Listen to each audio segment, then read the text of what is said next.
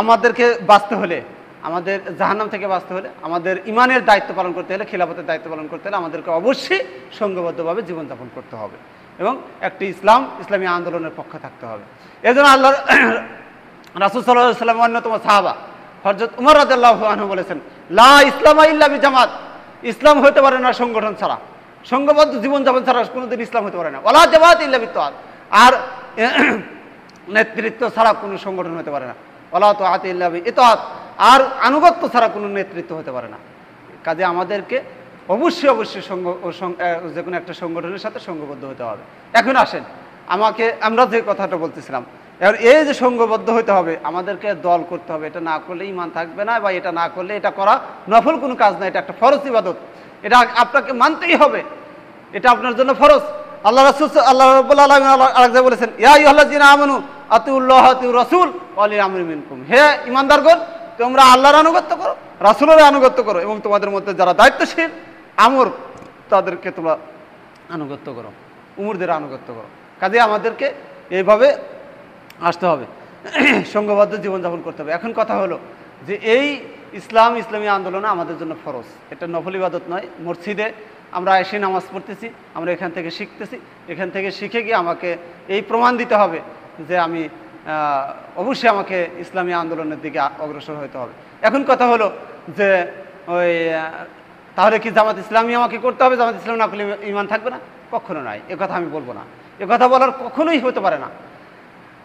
আমি আপনাকে বলতে চাচ্ছি, আপনাকে ইসলামী আন্দোলন করতে হবে। এখন আপনি কোনভাবে ইসলামী আন্দোলন করবেন সেটা আপনাকে আইডেন্টিফাই করতে হবে। বাংলাদেশে ইসলামী সংগঠনের মোটামুটি কয়েকটা ইসলামী সংগঠন আছে, 4-5টা ইসলামী সংগঠন আছে। আপনি এর ভিতরে অ্যানালাইসিস করেন, দেখেন, শোনেন, বোঝেন, বুঝে দেখেন যে কোন ইসলামী আন্দোলনটা, কোন সংগঠনটা ইসলাম কায়েমের জন্য বাংলাদেশে পারফেক্ট আকারে কাজ করে যাচ্ছে এবং তাদের যোগ্যতা আছে, বারবার পরীক্ষিত হয়ে আসছে, বারবার জুলুমের পরেও তারা পথভ্রষ্ট হয়নি। এরকম আপনাকে যাচাই বাছাই করার যোগ্যতা আল্লাহ রাব্বুল আলামিন দিচ্ছেন। ওই যাচাই বাছাই করে আপনাকে যে কোনো একটি সংগঠনের সাথে সংঘবদ্ধ হতে হবে। তারপরে যদি মনে হয় যে না, এখানে যারা আছে, যে কয়টা সংগঠন আছে, এগুলো কোনোটাই আমার জন্য পারফেক্ট নেই, সবারই ত্রুটি আছে, আমার একটাও পছন্দ হচ্ছে না, তখন আপনাকে কি করতে হবে? তখন আপনি নিজে উদ্যোগ নিয়ে এরকম একটা ইসলামী সংগঠন প্রতিষ্ঠিত করতে হবে, যেন যে সংগঠনের কাজ হবে এই যে এরকম একটা সংঘবদ্ধ জীবনযাপন করে ইসলাম প্রতিষ্ঠিত করা এবং শয়তানি মোকাবেলা করা, শয়তানি শক্তির মোকাবেলা করার মতো হিম্মত এবং সাহস আপনাকে অর্জন করতে হবে। এরকম একটি ইসলামী আন্দোলন বা ইসলামী সংগঠনের সাথে আমাদেরকে যুক্ত থাকা আমাদের জন্য ফরজ। কাজে আসুন, আমরা আর নয়, অনেক বোঝাবুঝি হয়েছে, আমরা সকলেই কবরের দিকে যাত্রী, সকলেই কবরের দিকে অগ্রসর হচ্ছি। আমাদেরকে মানে গাফিলতি করার কোনো সুযোগ নেই। আমাদের আগে পরে সেই কবরের দিকে যেতে হবে, কবরের পুঁজি এখান থেকে সংগ্রহ করে নিয়ে যেতে হবে। কাল কিয়ামতের দিন যখন আমাদের হাসন নাসন করে ছেড়ে দেওয়া হবে, তখন আমার এই বাহু থেকে, আমার ডান হাত থেকে এবং বক্ষ থেকে যেই আলো বিস্তৃত হবে, সেই আলো দিয়েই আমাকে, যেই নূর আমাকে দেওয়া হবে, সেই নূর দিয়েই আমাকে জাহান্নাম পাড়ি দিয়ে জান্নাতের দিকে অগ্রসর হতে হবে, ফুলসিরাত পাড়ি দিতে হবে। আমার নূর দিয়ে আমাকে পাড়ি দিতে হবে, অন্যের নূর দিয়ে আমি পাড়ি হতে পারবো না। আমার জ্যোতি, আমার নূর, আমার ইসলাম আমাকে এখান থেকেই অর্জন করে নিয়ে যেতে হবে। সেই দিন, কাল কিয়ামতের দিন, যখন মানুষদেরকে হিসাব নিকাশ করে ছেড়ে দেওয়া হবে, যাও তোমাদের অন্ধকার পথে ছেড়ে দেওয়া হলো, এই অন্ধকার পথ অতিক্রম করার পরেই তোমার জন্য জান্নাত রয়েছে। দেখবেন মুমিনরা সেদিন সূরা হাদীদে সুন্দর করে বলে দেওয়া হয়েছে, ইয়াসআনুরহুম বাইনা আইদিহিম ওয়া বিআইমানুহুম বুশরাকুম লিয়াউমিল জান্নাতিন তাজরি মিন তাহতিহাল আনহার।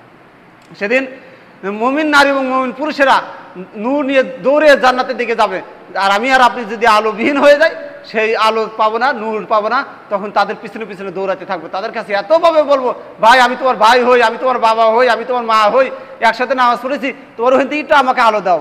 সেদিন আমাকে সে আলো দেবে না, বরং বলবে কি লারজিউরাকুম ফালতামিসু নূরা, তুমি ফেরত যাও, দুনিয়াতে গিয়ে আমল করে নিজের নূর নিজে তৈরি করে নিয়ে আসো, আমার এখান থেকে তোমাকে নূর দেব না। কাজে আসুন, আমাদের নূর নিয়ে আমাদেরকে জান্নাতে যেতে হবে, আমাদের জ্যোতি নিয়ে আমাদেরকে অগ্রসর হতে হবে, আমাদের হিসাব আমাদেরকেই দিতে হবে। আমাদেরকে এই দুনিয়াতে প্রেরণ করা হয়েছে খলিফা হিসেবে, আমরা যেন খিলাফতের দায়িত্ব পালন করতে পারি। এই খিলাফতের দায়িত্ব পালন করতে হলে আমাদেরকে সংঘবদ্ধভাবে জীবনযাপন করতে হবে। আসুন, সংঘবদ্ধ জীবনযাপনের মধ্য দিয়ে আমরা আমাদের দিন ইসলামকে প্রতিষ্ঠিত করার চেষ্টা করি, সেটা যার মাধ্যমে হোক না কেন, যেভাবে হোক না কেন। আসুন আমরা আমাদের প্রচেষ্টার মধ্যে দিয়ে যেন ইসলাম কায়েম থাকে আমাদের মূল লক্ষ্য উদ্দেশ্য, তাহলেই আমরা কাল কিয়ামতে নাজাত পাবো। আল্লাহ রাব্বুল আলামিন আমাদের সকলকে তার দিন ইসলাম বুঝে আমল করার তৌফিক দান করুন। আখির দাওয়ানা আলহামদুলিল্লাহি রাব্বিল আলামিন। আসসালামু আলাইকুম ওয়া রাহমাতুল্লাহি ওয়া বারাকাতুহু।